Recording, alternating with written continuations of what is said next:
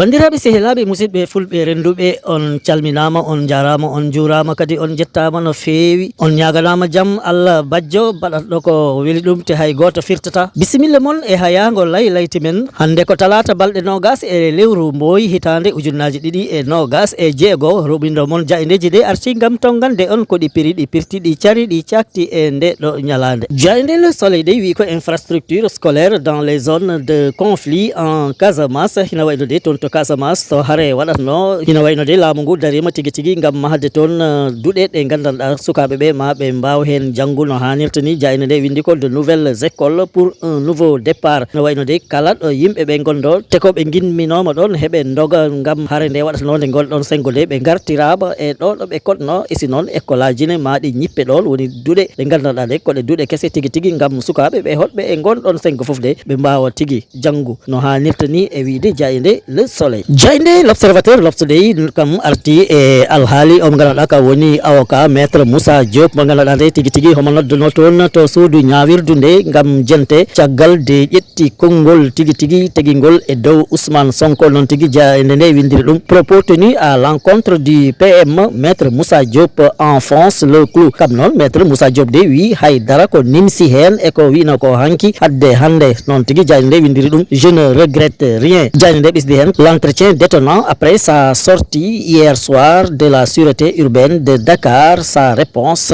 énigmatique à propos de sa convocation aujourd'hui au parquet général à midi. Ina wayno de kam Moussa Diop de yalti tigi tigi ton to noddono de woni sûreté urbaine de ina wayno kam konngol ngol yekkiti de ɗum wona konngol kulɗo isi ɗum wona konngol payɗo kam wi ko wino ko ɗon tan foti hen woni hande hen woni janggo noon haydara ko dirtini e ko wino ko hanki e wiide jayde l'observateur ko fayi e politique de jayde le parlement arti hen ko yaaji sabo windi ko Diomaye Sonko Pastef primature la stratégie du refus ino wayno tigui tigui de ñaaɗo o mo ganduɗa kambo rewi hakkude Ousmane Sonko e Bassirou Diomaye Diakhar Faye de ha tengti e lande Pastef isi noon toon to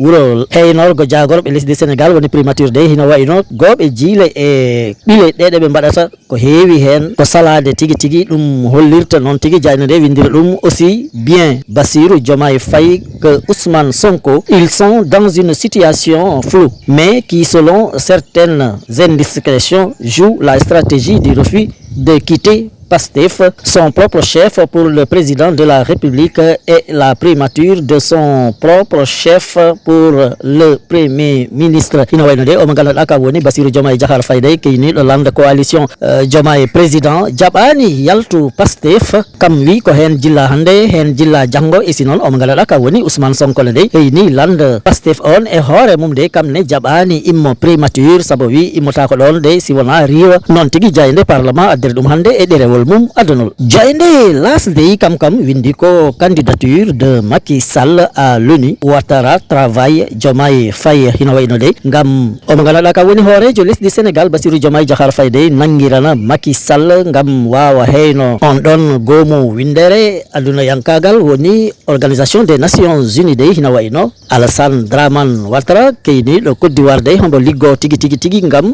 omo ganduɗa kam woni Bassirou Diomaye Faye jaɓa tigui jaggiran Macky Sall e wiide jayde las ko yowiti e ko wurdete ko woni maaro nebbam sukara e ko wayi noon de hino wayno jayde révélation de wi ko mbar wona coggoli ɗi ko ɗi narɗi ɓesɗo e oɗo jamano mo gonɗen de saabu jayde windi ko pouvoir d'achat ça sent très mauvais pour la Korité et Pâques hino wayno tigui tigui de e o jamano mo ganduɗa heɗen payi e julde korka isi noon e taƴgol ɓe ganduɗa kamen goni catholique ɓe korka mo enne de hino wayno de coggoli ɗi jayde nde huuli ko sa janaki ma ɗi ɓesdo kono feewi te ko ɗum noon ɗum weɓata e ɓe ɓe gandanɗa kamen goni catholique oɓe ɓe isi noon kamen goni tigui julɓe ɓe noon tigui jayde révélation windiri ɗum e ɗerewol mum adunol ko yowti e janggude e jangguinde nde jayde l'éveil wi ko ɓe gandanɗa kamen goni janguinoɓe ɓe de ha janggo ɓe gokkitani ko ɗoɗo ɓe gatno sabo jayde nde windi ko secteur de l'éducation le G7 annonce un plan d'action marqué par des débrayages des grèves et des boycotts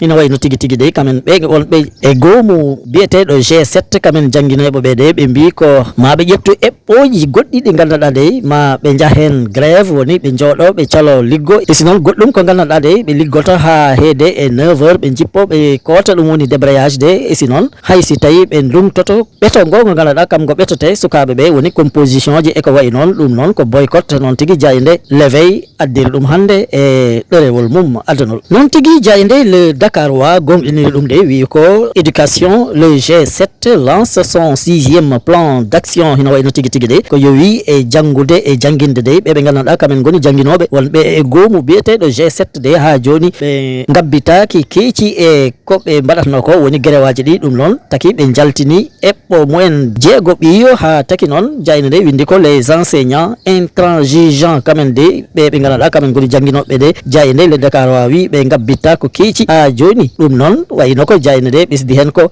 sukaɓe ɓe tan tinata ɗen ɗon caɗele e wiide jayne le Dakarois jayne l'indépendant de wi ko ɓe gandanɗa kamen goni jingolnoɓe kippu Sénégal nangoɓe toon to Maroc de mbar wona nangal mumen nar ɓuur muus e singal nar ɓuur ɓooy noon tigui jayne de windiri ɗum affaire des 18 supporters sénégalais marocains le parquet et la partie civile interjette appel hina wayno tigui tigui de jayne l'indépendant wi ko ɓe gandanɗa kamen goni ñawoɓe toon to Maroc de hina wayno ɓe mbi ko nino ɓen ɗon jingoɓe ñawra e ko yawti ko de ɗum welani ɗumen ha taki noon ɓe mbi ko yo ɗum ñawte bolol goɗgol hina wayno noon ɗum noon wayino ko ɓe jiiɗi ko yo liɓanɗe ɗe e cokgol ngol ɓuur ɓooy yo ngol ɓuur muus e dow ɓe gandanɗa kamen goni sappo e jeetato ɓiɓɓe Sénégal nangaɓe toon to Maroc tawa noon ko e jingonoɓe kippu Sénégal ɓe jillono e wiide jayende l'indépendant ha joni jayende libération de arti tigui tigui e ɗum ko gandanɗa kam ɗo woni alhaali débat gora en e si noon debati gorkati en sabo hino wayno de dadiɓe wonɓe e division des investigations criminelles woni ɓen ɓe gandanɗa kamen ƴewata tigui tigui de ko gandanɗa ko ɗum fewani e nder Sénégal tawa ko dadiɓe policier ɓe de ɓe jaggi hewɓe titin ɓe gandanɗa de heɓe ɗumen cukki e nder groupe WhatsApp uji ɗi gandanɗa de ko hen ɓe kolletiratno ko boni eko boni eko boni ɗin groupe aji noon won groupe goto wiyete ko neex groupe goɗɗo wiyete ko non limite ne wayno noon groupe kala noon hombo jogui ko tolloto e temedde jawo yimɓe ɓe gandanɗa heɓe jilla e ɗin ɗon groupe aji wadde kamɗe ɗiɗi sa waddi hina wawi ma ɗum yaha fa ɗum fota e ujunere yimɓe ɓe gandanɗa de heɓe kollodiratno vidéo ji e hayangoji ɗi gandanɗa de tawa heɓe mbaɗi ɓalli ɓoli ɓen débat gora en mo kala hombo hollira ko Allah okki ɗum ko ɗum noon wayino ko omo gandanɗa kam heyni ɗum foof ko ɓiɗɗo Gambi de biyeteɗo Mamadou Lamine Seydi Ba ɓurɗo lollir Nazir kam de kam heyni on ɗon bone mo gandanɗa ɗin ɗon groupe aji de kam ɗi tigui nilditiratno ɗin ɗon vidéo ji isi noon kamen mbaɗatno appel WhatsApp tawa heɓe kollotira mo kala ko Allah windani ɗum ko noon tigui jayne de ɓesdiri hen arrêté en même temps que 14 autres personnes dans le cadre du dossier. Ouzin Keita évoque un viol collectif hino wayno omo gandanɗa kam woni Ouzin Keita de ombo nangono kamen sappo e nayo woɗɓe ɓe gandanɗa kamen ɓe gonduno ɗo wotere de kam Ouzin Keita wi dadiɓe ɓe de kam wotɓe gandanɗa kamen ɓurno ɗum doole ɓe lelode e mum ɗum noon ko toon to cité Fadia ɗum waɗno de lamda tigui tigui kam Ouzin Keita on ɓisdi hen ko de wayri lelode e gorko de ko duuɓi ɗiɗi ɗum tollonto e wiide jayde libération bandiraɓe sehilaɓe ɗum woni ɗo seeɗa e komin gaddanno on e ko jaydeji ɗi dawi ɗi bindi hande on jettama on jarama e kettogol mol ñingol tabitgol on duwanama jaam e kisal yo jaam won fulnangue e hirnangue rewa o worgo tottidiren aadi ha sanga goɗɗo so weeli Allah joom baɗe e bawɗe o.